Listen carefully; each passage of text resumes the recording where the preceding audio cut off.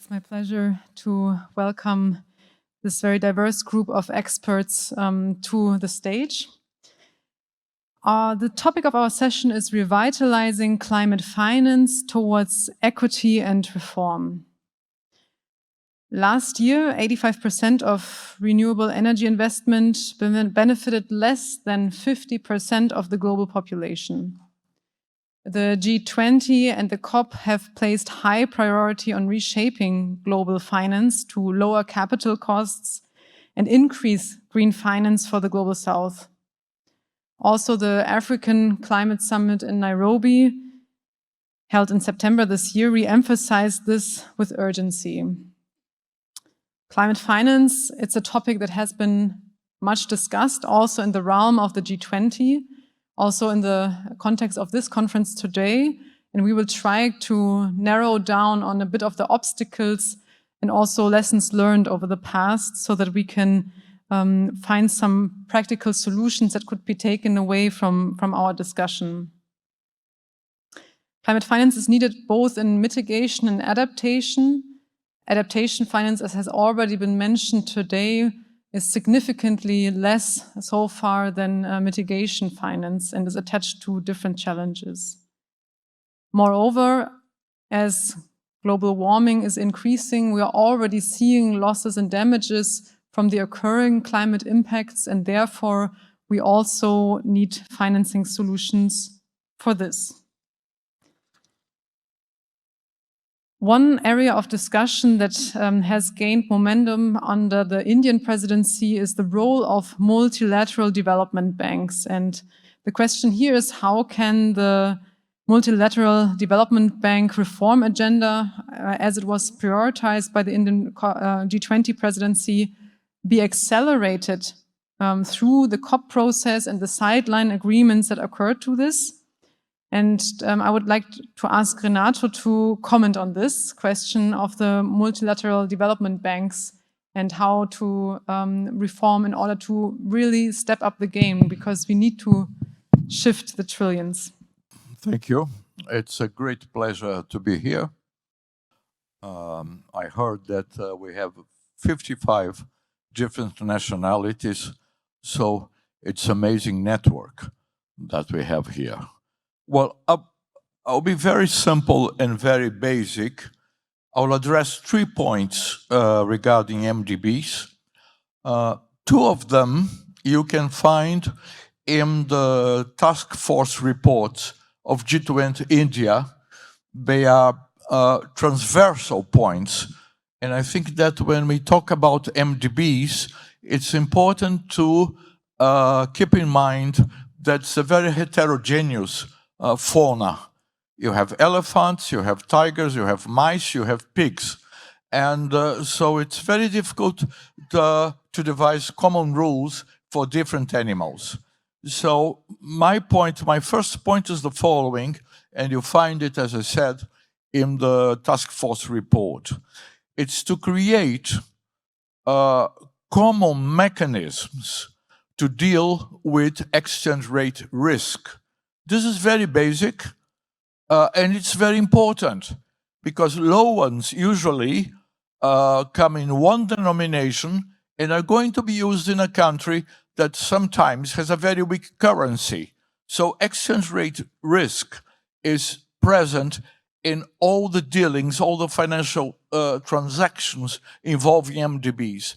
And usually, as you know, we hedge this risk by derivatives. This can be complex, this can be very expensive. So one important thing is, one of the resolutions of G20 India is to create fast and, let us say, not so expensive mechanism to protect the receiving countries from exchange rate risk, number 1. Number 2, everybody since the first session spoke about finance. We have to finance climate. But then you have a set of different projects and different things with different objectives. In a language which is not so beautiful as my mother language, there is an expression which says, a confusión de confusiones. So there is a chaotic world of different projects regarding finance and climate. So my second point, which is again in the G20 and their resolutions, is to create a taxonomy of the environmental projects. This is very important, this is transversal, and this can orient also investors that can choose what kind of project they are more interested in financing. And what are these projects? It's not finance climate, no. Let us spend some time, create a taxonomy of these different environmental projects. And the third point, which I think it's important, is to bring forward the SDGs. We are talking about things which are interrelated. We have G20, we have COP, and we have the SDGs. And the SDGs, the key word is sustainability. Well, sustainability involves climate, but involves also employment, involves growth, involves development. We can't talk or fix, isolate only the climate.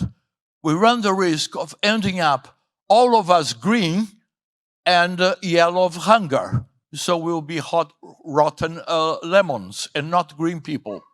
So one should, that's very important also, I think, for the MDBs to modulate what they consider to be important green projects together with development objectives and the country objectives.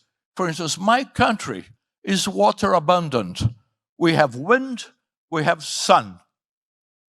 But given that, thanks God, we received these three blessings, we don't need other kinds of green fuels. But on the other hand, you can have a country which has no wind. You are not going to fund wind renewables for this country. So it's very important to combine the green objective with the development, sustainable development objective of the country. This is hard, and this demands more work, more attention to the country's specificities, and to get out of the generalities. We have His Excellency responsible for COP28 announcing to our great pleasure that after the COP, he's going to produce concrete measures. And I think this is a concrete thing which would help us to get out of the generality. Thank you. That's all. Kicking us off on this provocative note, I would say, and for also stressing the context-specific policies that are needed. Thank you. Gwendolyn, I would like to turn to you. If I look just at the renewable energy sector, if I look at the numbers from last year in 2022, less of 1% than of the added capacity was added on the African continent. What are the key obstacles which have prevented reforms to change this and to drive the international climate financial architecture in a way that more funds are being allocated to the global south? Could you, from your perspective, working in the financial industry, could you enlighten us? What do you think are the real obstacles? I will just continue from where my colleague left off. We are coming from the end of the leadership of India with the G20. I think it was a very revolutionary leadership where we saw magnificent things being done. And we are moving into looking forward to a very visionary leadership under the UAE with the COP28. And it's difficult to bring the I would say, the elephant in the room when we talk about financing of this particular segment, because people don't like to have this conversation. Why have there been obstacles? I would summarize it. It's because the way the structure was from the beginning, and with all of the agreements and all of the COPs that we have seen, it wasn't fit for purpose. Finance is not rocket science. We finance because we want a return. And we can all agree that to have return from green financing is difficult. Put simply, if we start with the governments, particularly in our continent, in Africa, have other things as priorities. Most of the countries have issues with electricity, as we heard this morning. Most of the countries have issues with water. Basic health needs are not yet met.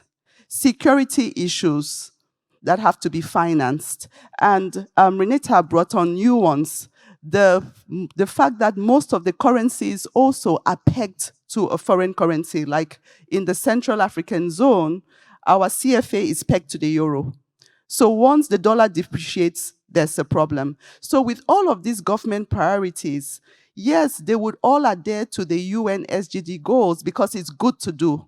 But when you go into the balance sheet of the government, how much of that is allocated for climate finance or green projects? Very little, just because the priorities that are facing them in real time, I think, are more urgent for them and the population than the green initiatives. So they're not saying that it's not important, but logically, if we are being practical, like His Excellency said this morning, we have to realize that some of the countries or the governments in these developing countries have other priorities. Now, when you look at commercial banks, why was there an obstacle for them to finance green projects? It's simple.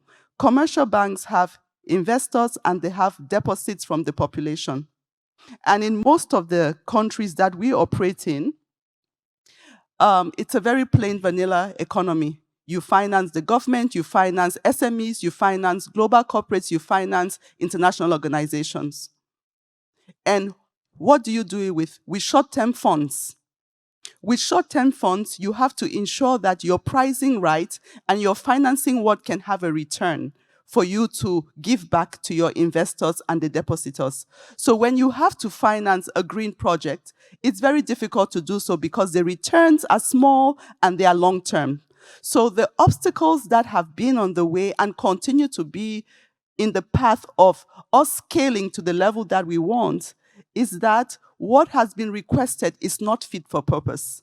So I was happy hearing this morning that under the leadership of the UAE for COP28, they want us to be practical. And for us to be practical, to get the governments involved, to get the commercial banks involved, we have to take cognizance of the reality of what they are facing. We have to realize, and I was happy when he answered the question to say that they are going to support those developing countries that might not have the means to scale up or take full capacity of the measures that have to be put in place. They're going to give them support, be it in capacity building or otherwise, for them to be able to give their contribution. But I think the big issue that we never mention, which is a very big issue, is carbon tax. It should be put on the table, it should be examined, and it should start, because the developing world or the developed world has failed in its promises. That is true. But I think that if we look at taxing carbon as a major contribution to us being able to finance, the climate effects, it will be a good place to start. So practically, if we can adjust the measures going forward from COP28 onwards to be practical, to be fit for purpose for the countries involved, then I think we'll begin to see some of these obstacles being lifted. Thanks. And I just want to ask a hopefully practical follow-up question to you. How do you think small and medium enterprises can be helped to receive finance for the green transition? Most small and medium-sized enterprises, as we know, don't have any guarantees, don't have any support system on their own to grow. And in most of our economies, the 80% of SMEs are also women-led businesses in developing countries. But when banks like ours, if I take the case of EcoBank, when we decided to adapt the UN SDGs, we said we would create a project just to finance women-owned businesses or businesses focused on women. What do we realize? When we go to multilateral institutions or other guarantee funds to call them in to act or give guarantees for these SMEs, they were not willing to do so. They were reluctant because obviously the risk of financing an SME is high. The risk of default is high. We sought partnerships with those who could help us with capacity building, because one of the reasons why SMEs also fail and why it's difficult to finance them is because the entrepreneurs or the founders might not have the skill to be able to run it at a level where it makes it bankable. So even getting support for capacity building is a problem.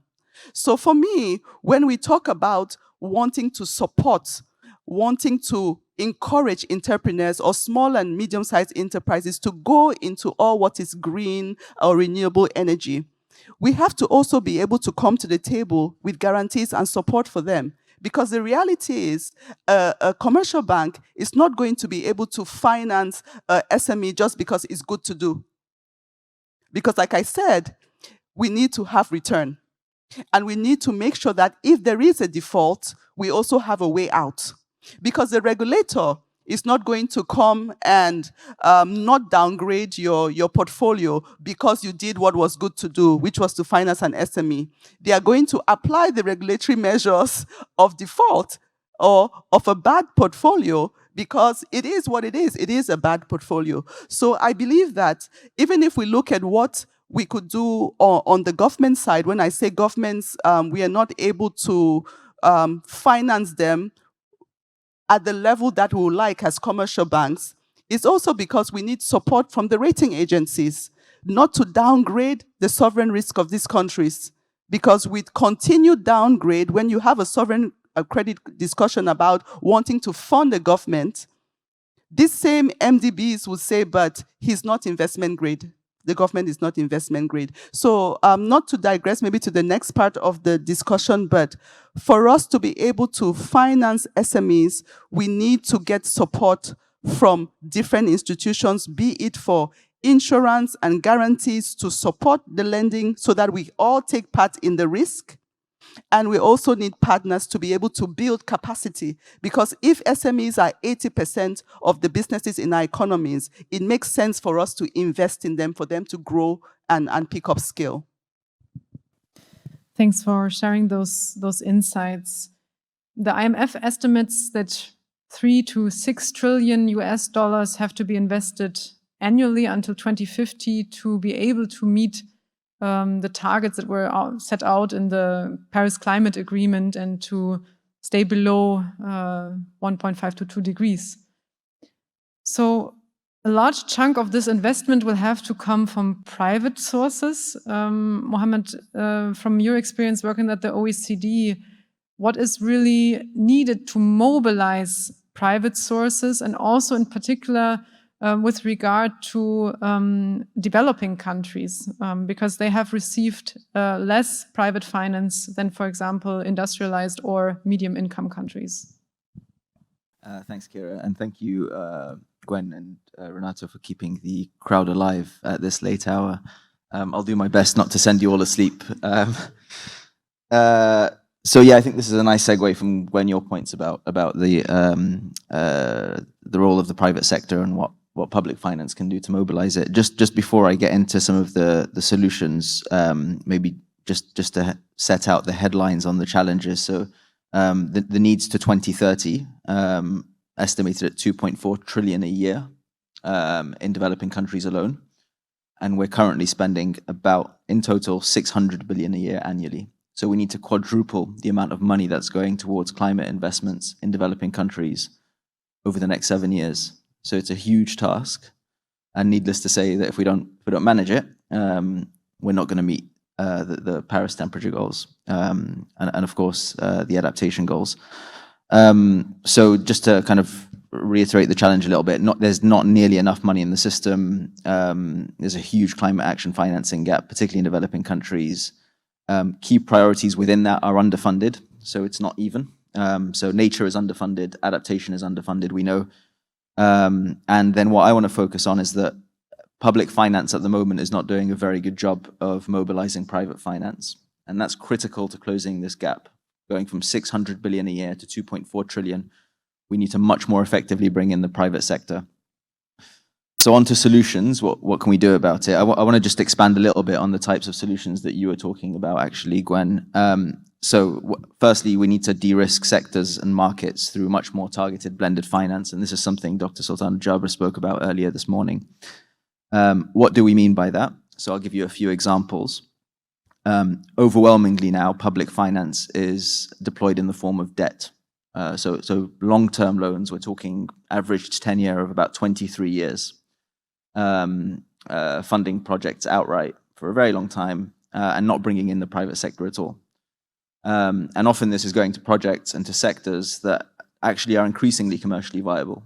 You know, if you look at the case of renewable energy, and especially in upper middle income countries, the role of the private sector is actually very viable. So what's happening is that public finance, scarce public finance, I should add, is crowding out the private sector.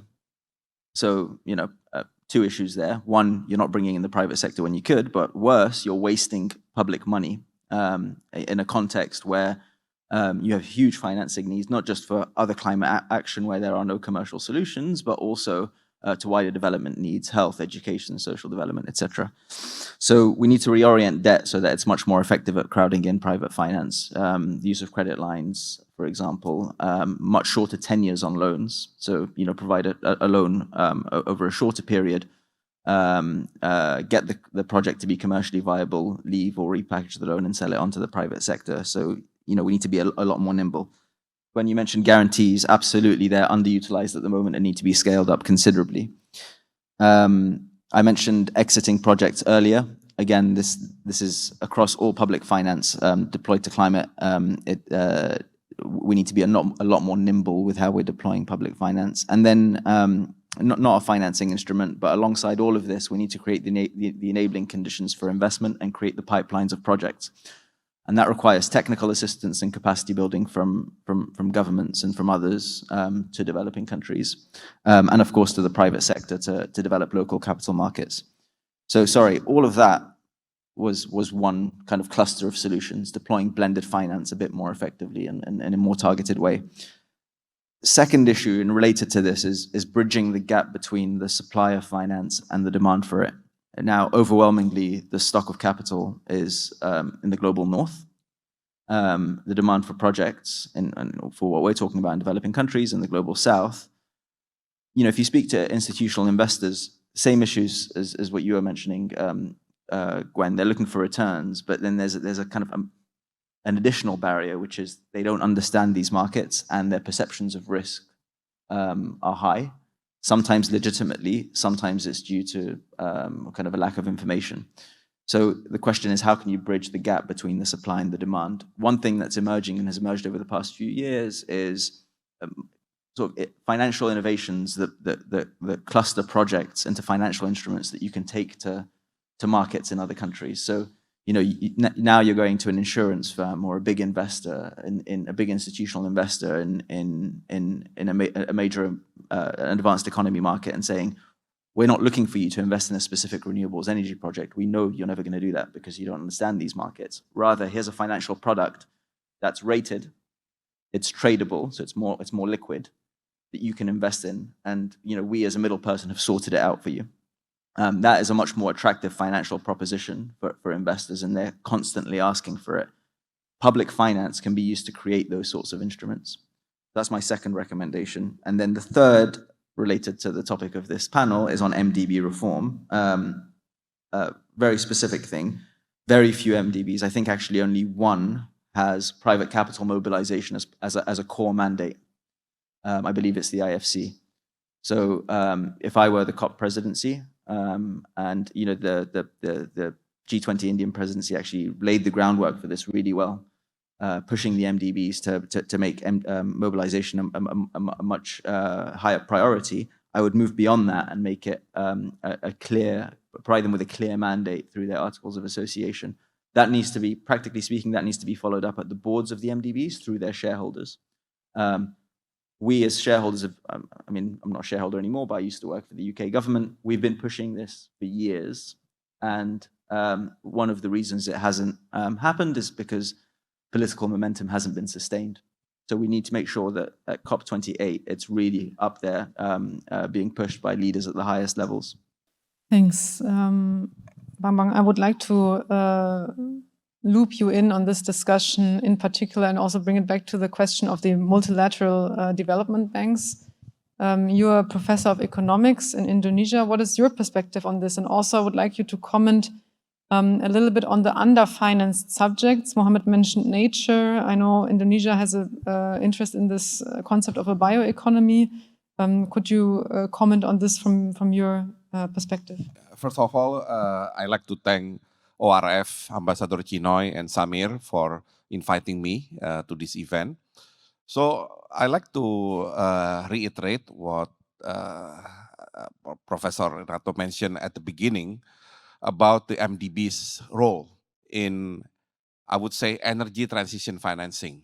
I believe after the report has been approved, I believe by the Development Committee of the World Bank during the World Bank IMF annual meeting in Marrakesh, the next step is how to implement the report into reality. In my opinion, MDB or the group of multilateral development bank has to be the leading institution in energy transition financing through blended financing scheme. I think that will be my perception if I try to understand the report. Number one, why they have to be the leader? Certainly, the idea why MDB has to be involved is not just about adding the source of financing from the MDB itself, because every MDB would like to increase the capacity to give the financing, then they will ask, aside from, of course, issuing the bonds, they will ask the member countries to increase their contribution. And I know it will take a long time for all members to agree to increase the capital. So the more important thing, the more important role of MDB is to facilitate private sector to crowd in energy transition financing. Because until now, when it comes to the energy transition financing, in the developed economy should be no issue. Private capital, private investor already involved in financing the energy transition in developed economy. So I believe there are about 80% of investment in renewable energy in developed economy supported by the private sector. In developing economy, it's only 15%, 15. It means we are way behind so-called the ideal contribution of private sector. I believe given the limitation of public finance, then the role of private sector, even in developing economy, should be around 60% at least, and public financing 40%. So to achieve 60%, then the MDBs should help this developing economy the capability to attract private sector coming to the developing economy. How can they do that? Well, I think the previous speaker already mentioned the World Bank, for example. They have IFC to attract private sector financing. They have also MIGA to give so-called investment insurance, at least to do the de-risking of possible investment from developed economy to developing economy. So every MDB will have those two institutions within their group. It means they have really to utilize in order to facilitate more private sector investment coming to developing economy. That's number one. Number two, why blended finance? I believe if we try to, continue the way we do the financing that we have done so far, I don't think we will have enough financing to support energy transition, especially in developing and low-income economy. And MDB needs to be the leader to really make blended finance working.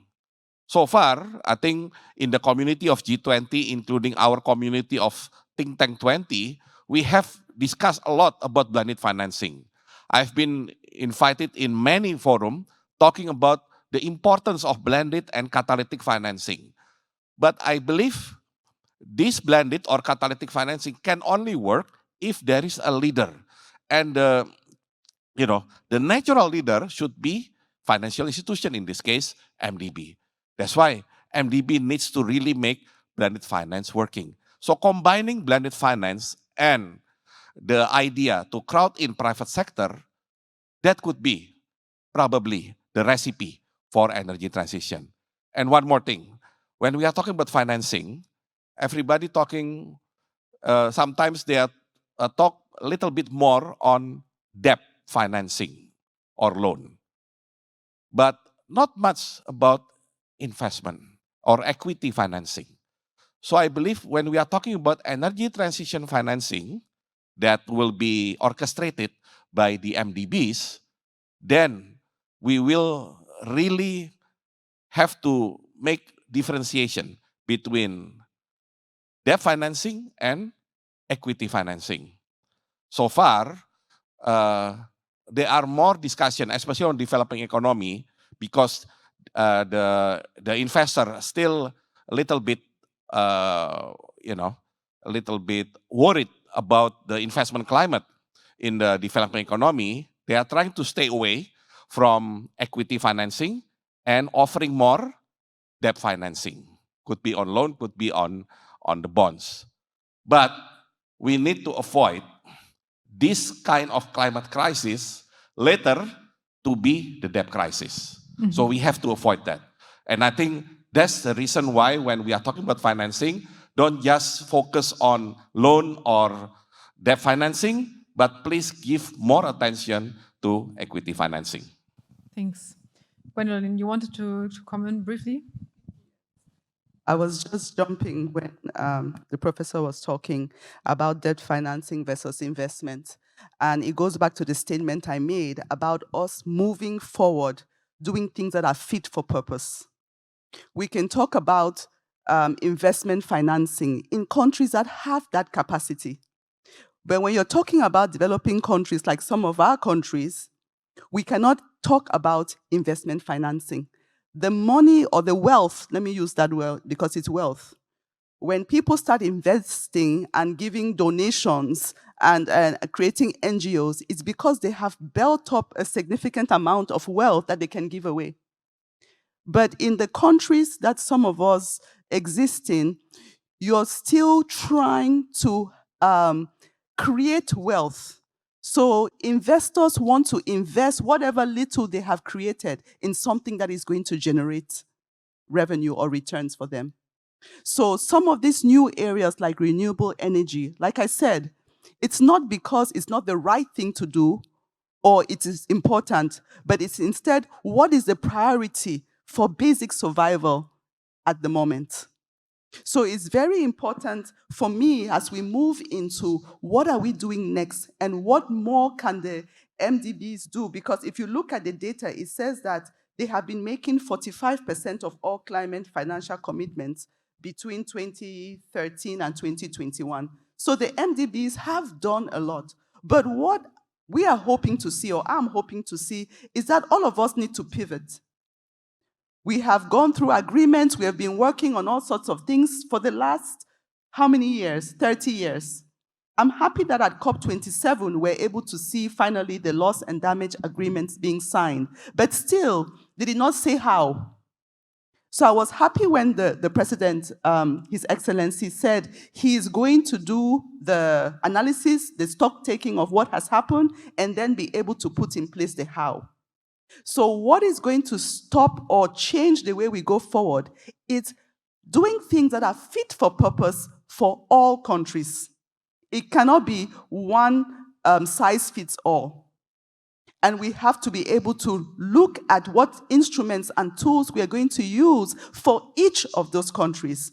And it's also very important, as the professor mentioned, when he talked about currency risk. A lot of countries a lot of African countries still have their currencies pegged to a foreign currency. And it's not going to change anytime soon, particularly in the environment that we are seeing. So even if the political economics want to project, then we know we cannot unpeg the currencies right now. So in going into the agenda of what next, we have to ensure that things are done that are fit for purpose. Thank you, Gwendolyn, for giving us this reality check of also the context in which this finance has to be deployed. I would like to give our audience the chance to ask a question. I think I can take no more than 3 questions, and I would like to group them also so we can save some time. Yes, please, in the back there. Thank you very much. My name is Anton Tsvetov. I'm a former negotiator on the G20 climate track and in the UFCCC. So I wanted the panel to maybe reflect a little bit on a specific area for finance, which is transition finance, and working on those areas where there are high emitting sectors, no available really low emissions alternative, but there's a lower emission alternative. So there was significant work done by the Indonesian presidency on that specific area, working on transitional finance taxonomies. There were some elements of that were picked up by the Indian presidency as well. And I wanted to maybe ask if there are any initiatives or ideas how the idea of transitional finance has new innovative instruments in the sphere of transitional finance, which can be promoted at COP28, and what is the role of that specific instrument? Thank you. Okay, thank you so much. Please. Hi, my name is Afef. I'm from Tunisia, North Africa. So I totally agree that, for example, in the country of Tunisia, the last thing that we think about is like the government doesn't have enough money to pay to finance the climate. So we do have a lot of other issues, economic issues. So another thing, I used to work with a Dutch donor funding local organization within the green industry for 3 years. What we noticed is after 3 years working on that funding, this local organization within the green, we funded job creation, mainly people train and insert people within jobs within the green sector, and also supporting them to support SMEs within the green sector, but the results were so low. We found that we had a low number of green jobs. I'm talking about Tunisia, Algeria, and Egypt, where I worked. And startups in the green sector are not sustainable. So here the idea is... Can you please formulate the question? Yes. Sorry. The idea is, it's not a question, but it's an observation. I think we need to prepare the ground for the green funding before funding higher actions within specific countries. And when we finance specific countries within the climate or green, each country has different needs. So I think we need to go within the need, prepare the ground, and then funding bigger actions. Okay. And the third one, and I will finish. I think we need to think about the future jobs and prepare young people for the green and future jobs before, because you know, where are they gonna work then? Thanks. Okay, thank you also for bringing in the element of employment opportunities. I think this is key. And then I had one question in the back there. Actually, I also don't have a question, but 2 remarks because it didn't come up. ESG, and Mohammed, you made the point on blended finance, and Bambang also. What I have heard from institutional funding organizations like pension funds, that to have an MDB or another institution come in is also important, not only to de-risk it financially, but also to de-risk projects from an ESG point of view. For them, it's very important that someone comes in who will vouch for the ESG integrity. Thank you. Thanks. I will throw these topics and questions back at you. The question of transitional finance was brought up. Who wants to comment on this topic? Mohammed? I'll give it a go. I'm not an expert in this area, but I'll do my best. So just to give the crowd a bit of, the audience, the distinguished audience, a bit of context for the work on transition finance. So as you all know, financial institutions have been committing to net zero for a while now, but these commitments don't mean much. So there has been a move from a number of leading jurisdictions to ask financial institutions to develop transition plans to show they're working. Basically, how do you get from point A, a situation where you're financing emissions, to an end point where you are no longer financing Scope 3 emissions through your investments. That process is complicated. So a number of processes have emerged globally to define what an ideal transition plan looks like. So there are processes underway in the UK through something called the Transition Plan Task Force. I think the EU is also undertaking similar processes. And then you mentioned the G20 and the SFWG in particular. So all this is great. I think there is a risk of fragmentation, different approaches. At the moment, I think the kind of let a thousand flowers bloom approach is fine. At some point, there does need to be convergence, and probably the G20 is the space to do that. One thing to add is that these are transition plans at the firm level. You can't understand the transition a firm needs to take without having the top-down view for the whole economy.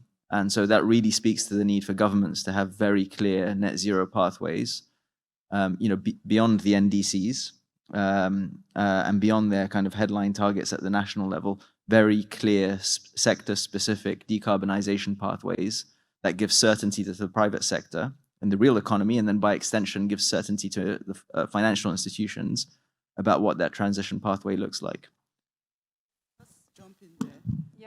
If you could also, if you could also comment a little bit on the two other comments, because we have to unfortunately come to an end, which is on the element of de-risking, and also which goes in line. The two comments actually went in the same direction: how to de-risk and how to ensure the sustainability of also smaller projects. I would just jump in to continue what you were saying about the transition financing, and just go back to that paradox where while the developed countries have completed their industrialization, they are asking the developing countries to store theirs by talking about transition finance. I go back again to the point, I'm sorry to repeat myself, about being fit for purpose. This morning, I was happy to hear us talking about the fact that coal is not going to disappear and oil is not going to disappear as well. It goes back to this same point, because for Africa to get out of the situation that it is in, we have to be able to industrialize ourselves. We are doing more exports of our minerals and our products in the raw state, which doesn't ultimately help at all. We need to be able to do transformation locally, because it will create jobs, it would improve the economy, it will create wealth, it will create better environments and infrastructure. So while we are talking about less emissions, we have to also be talking about how to still do industrialization in a more energy efficient way. So when we talk about transition finance, we still have to make it fit for purpose for the different areas, because like I said, you cannot ask the same that you ask for a European country that you ask for a country in the global south or in the other African countries. Okay, this now brings, I don't want to move the discussion into the question of the energy system, because I think this is we will not be able to wrap this up in 2 minutes, but please add your perspective on the climate financing aspects as well. Yeah, especially on the first question. I think, for example, after G20 Indonesia, there are two initiatives for climate financing. Number one is early retirement of coal power plant financing, and the other is instrument for special financing for renewable energy, in this case led by the US for both solar and wind. So I think those two are good ideas. The only problem that needs to be solved in this session is the high cost of financing itself. So even though it's nice idea to early retire the coal power plant, but when it comes to the financing, the cost or the interest is still too high for any private sector to be involved. So I believe the needs of blended financing is there, to make sure that we can reduce the cost of financing and we can improve the IRR for private investor. And then to add a little bit on the question about how to make sure the employment, the economy, SME will still be hand in hand with the green economy, I think my answer would be we have to go back to the idea of circular economy. I think circular economy will ensure the balance between economic sustainability, social sustainability, and of course, environmental sustainability. And that's why I really like the idea that raised on the previous session about the importance of bioeconomy in developing economy. I think bioeconomy will have strong link to the idea of circular economy. So those are the things that I think we need to, it's very worth it to explore in this kind of discussion. Professor, the next G20 presidency will be spearheaded by Brazil. What would you recommend to the Brazilian government to take up on a reform for the climate financing issue? I've just realized that I'm representing Renton Flores. Given that I'm representing someone who doesn't exist, I think that I could answer your question in perhaps a funny way. You can create a concept like MDB, okay? If you're a friend of Plato, this concept will be in a cave, it's very clear, and you can live there with this concept very happy and say very interesting things, as we heard here from most of my colleagues said, with due respect, and also from the audience. Given that our coordinator is German, if you're a friend of Leibniz, the concept is not so clear. It's subjective, it's related to the nomads, could be a being, but anyhow, you could live with your nomads, with your concept, and say a lot of things about it. But the problem is that these are concepts. What is the reality? It's like Renton and the modest young man here called Renato. The problem is the following. We are talking, as I said in the beginning, of things which have different ways of governance, different capital endowments, different rules. Someone mentioned the IFC, for instance. The IFC, when it finances a venture, they become partners of the venture. They have shares of it. Other banks no. They have different geopolitical interests. They address different regions, and they have different sets of fat cats. Some receive fallen politicians. Others receive the sons of wealthy families. So these are, when we come to reality, we are dealing with different sorts of things. So what I think and what I hope that Brazil would do is to pursue the transversal, horizontal measures. For instance, a friend from Cameroon talked about insurance. I think ways of insuring the loans, whatever they would be, they are very important. And they are things that make sense.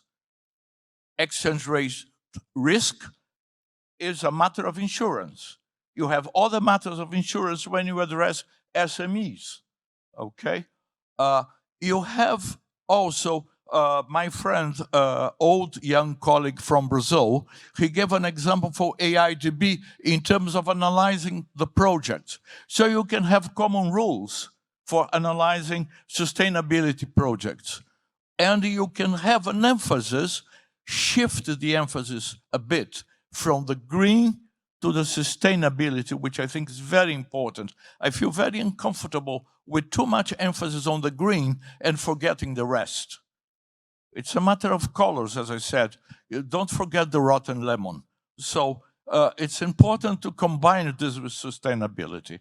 So in terms of reform of this concept, I think that the answer, and what I hope that my country will pursue, is horizontal measures, concrete measures that will improve the performance of MDBs. But MDBs are not a miracle, they are not the solution. They are part of the game. So that's very important also. You can help in financing, but you are not going to solve the problem. So let us cool down a bit. That's what I would say also. Thank you. Thank you so much, and I would like to thank the whole panel for a discussion that was, I think, controversial in some points, that was way too short to resolve this topic. I'm sorry that I could not allow more questions from the audience, but I would ask you to try to grab a seat on the shuttle or on the shuttle to Dubai later next to one of our experts and ask your questions directly. And ask how can we make climate financing fit for purpose, and the purpose being both meeting the climate targets in the Paris Agreement, staying well below 2 degrees, and also ensuring an equal development of countries. Thank you so much.